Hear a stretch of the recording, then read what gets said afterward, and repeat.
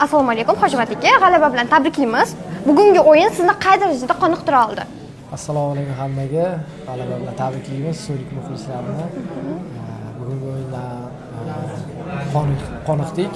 Yaxshi o'yin bo'ldi. Birinchidan qizil olib qo'yganimiz sal pam berdi. Lekin shunga ham qaramay bolalarga rahmat deyman. Yaxshi o'yin ko'rsatishdi, ko'p mehnat qilishdi. Menga yoqdi. Xabarimiz bor, Ayaz jamoasi bu FC Sonic'dan ancha avval tashkil topgan ekan, lekin bizni jamoa bugun g'alaba qozondi. Bunga trenirovkalar sabab bo'ldimi, ko'p mehnat sabab bo'ldimi? Endi avvalambor hammasi Allohdan, biz sabablarni qilgandirmiz, yaxshiroq. Shunga biz g'alaba qozondik.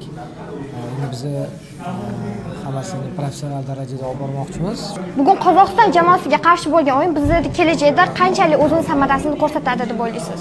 Endi birinchi bizani bu tarixiy kun desa bo'ladi So'rik jamoasi uchun, chunki birinchi xalqaro o'yinimiz bo'ldi Qozog'istonga qarshi.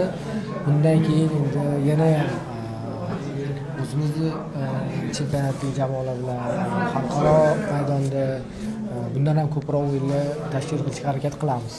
Xo'p, fikrlaringiz uchun rahmat. FC Sonic'ga omad. Rahmat. Rahmat.